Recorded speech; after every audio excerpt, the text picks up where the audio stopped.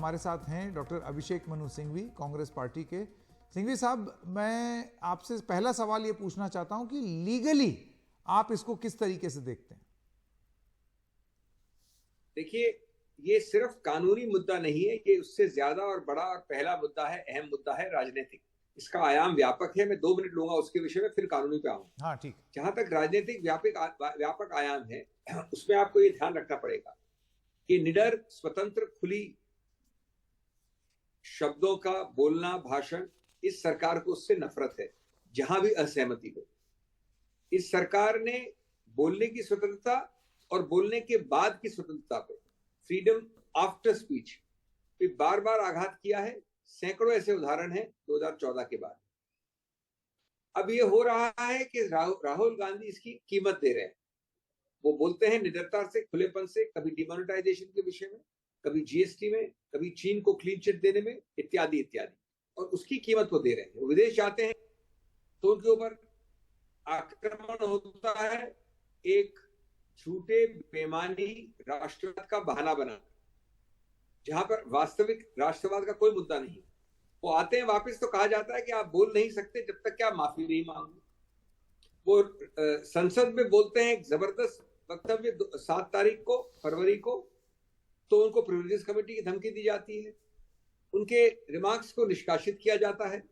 वो बाहर आते हैं तो एक बड़ी अजीबोगरीब बात होती है जो 75 साल में बहुत कम देखने को आई, कि सत्तारूढ़ पार्टी कहती है कि संसद नहीं चलने देंगे जब तक वो पहले माफी नहीं मांगे। आप में और मेरे में नागरिक के रूप में अनुच्छेद 19 का अधिकार है, और सांसद के रूप में उससे ऊपर अधिकार है 105 को। इस सब का हनन करने, कंट्रोल करने के लिए सरकार लगी है। उसी श्रृंखला में ये बोलने के ऊपर डराना धमकाने की एक और उदाहरण है। अब मैं आपको 3 पहलू देना चाहता हूं कानूनी, और बहुत संक्षिप्त रूप में। एक तो है ये तारीखें, आप ध्यान रखें। ये कंप्लेंट आपने फाइल की 2019 में अप्रैल में। राहुल गांधी उस सूरत मैजिस्ट्रेट के पास गए जून 2021 में, जब कोई और व्यक्ति था मैजिस्ट्रेट, एक दवे साहब थे। उसके बाद दवे साहब बदल गए, एक नया मैजिस्ट्रेट आया, वर्मा साहब, जिन्होंने निर्णय दिया है कल। जो याचक था, कंप्लेनेंट, उसने 1 साल मार्च 2022 में अचानक हाईकोर्ट जाके अपनी ही याचिका का स्टे ले लिया। हाईकोर्ट गए गुजरात में, कहा कि जो मेरी कंप्लेंट है वो चलनी नहीं चाहिए आगे, क्योंकि कुछ टेक्निकल ये पॉइंट है। 7 तारीख को राहुल गांधी ये स्पीच देते हैं। 16 को 9 दिन बाद वो अचानक जाते हैं हाईकोर्ट, कहते हैं कि वो मेरा स्टे वेकेट करो, इसकी सुनवाई अभी के भी करनी है। अपने खुद के स्टे को वेकेट करके नीचे जाते हैं। 27 फरवरी को वापस सुनवाई शुरू होती है, और कल 24-23 मार्च को निर्णय आ जाता है। ये क्या अजीबोगरीब चीजें हो रही हैं।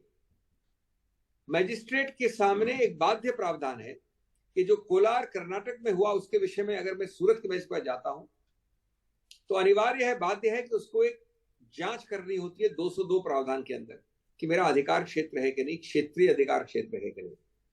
वो इंक्वायरी होती नहीं है। ये हमारी याचिका उस पर लिखा है निर्णय में, लेकिन उसकी इंक्वायरी होती नहीं है। एक पहले बार में जिसने गलती की उसके विषय में सबसे ज्यादा मैक्सिमम दंड दिया जाता है, क्योंकि अगर 2 वर्ष से 1 दिन भी कम दिया जाता तो वो डिस्क्वालीफाई नहीं। 15 मिनट की सेंटेंसिंग की सुनवाई में सबसे मैक्सिमम पनिशमेंट पहली बार में दिया जाता है। तो ये सब पक्ष हम रखेंगे। हमारी रणनीति बड़ी सरल है। सबसे पहले एक स्टे ऑफ कन्विक्शन होना आवश्यक है। उसमें टाइम लगता है, 3 दिन 5 दिन तो लगते हैं ना, कागज देखना, तैयार करना, वकीलों को फाइल करना, सुनवाई की तारीख लेना।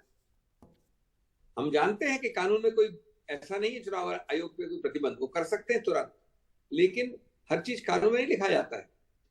सुशासन में लिखा जाता है कि अगर आप 3-4 दिन रुक जाते, उस व्यक्ति को, राहुल गांधी को, अपने जो भी अधिकार हैं कानूनी, उनको आजमा लेने जाते 4-5 दिन, उसके बाद करते।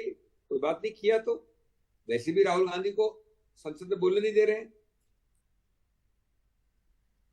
मैं सिंघवी जी आपसे एक सवाल ये पूछना चाहता हूं। देखिए, इसको हाइपोथेटिकल जरूर कहेंगे लोग, क्योंकि अभी ये हुआ नहीं है, लेकिन ये हो सकता है, और इसका एक खतरा या इसके बारे में जिक्र आज मैं सुन रहा था, बहुत सारे ऐसे लोग हैं जो इसका उल्लेख कर रहे हैं।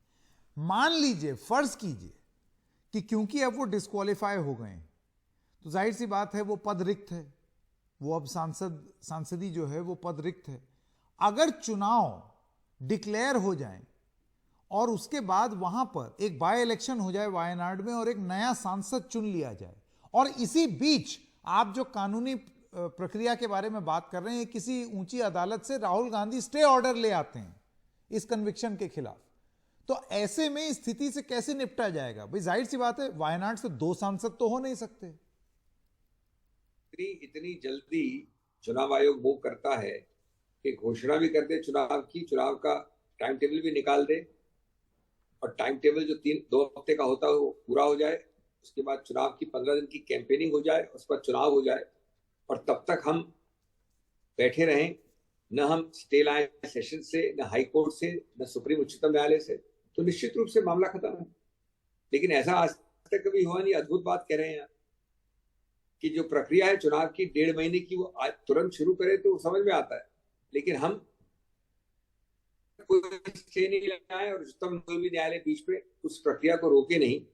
अगर हमारी प्रक्रिया चल रही, चुनाव करने में भी समय लगता है। जी डॉक्टर सिंघवी, तो कांग्रेस के पास आप कह रहे हैं कि मजबूत न्यायिक विकल्प हैं, अभी मौजूद हैं। जैसा मैंने कहा कि हम तो पूरी तरह से आशा और विश्वास रखते हैं कि ये इतना गलत निर्णय है, कानून का इतना उल्लंघन है कि निश्चित रूप से हमें स्टे ऑफ कन्विक्शन मिलना चाहिए निकट भविष्य में। मेरा आखिरी सवाल, हाई कोर्ट है, उसके बाद हमारे पास उच्चतम न्यायालय है जी, उच्च न्यायालय, उच्चतम न्यायालय है जी, हमको हताश होने की कोई आवश्यकता नहीं। मेरा आखिरी सवाल है एक आधार पे, यानी कन्विक्शन, और वो कन्विक्शन का स्टे हो जाता है, तो जब नींव हट जाती है तो इमारत कैसे खड़ी होगी? जी, मेरा आखिरी सवाल डॉक्टर सिंघवी, भारतीय जनता पार्टी का यह कहना है कि कांग्रेस पार्टी न्यायालय के फैसले को सरकार का फैसला बता करके प्रस्तुत कर रही है, जो कि ठीक नहीं है। आदेश की बात नहीं है, इसमें याचक कौन था? बीजेपी एमएलए, जो तारीखें बताई, स्टे लिया, स्टे हटाया, ये सब उस याचक के तारीखें हैं। और न्यायालय ये नहीं कि न्यायालय गलती नहीं करता है, न्यायालय गलती करता है इसलिए तो उसके ऊपर अपील की जाती है। तो निश्चित रूप से, और आपने ऐसे अलग अलग जगहों पे कंप्लेंट याचिकाएं डालवाई, वो आपके लोगों से डलवाई, जिससे आदमी भयभीत रहे, दबावा रहे, ये नहीं जानते हुए कि राहुल गांधी और कांग्रेस की आवाज कभी रुकती नहीं है।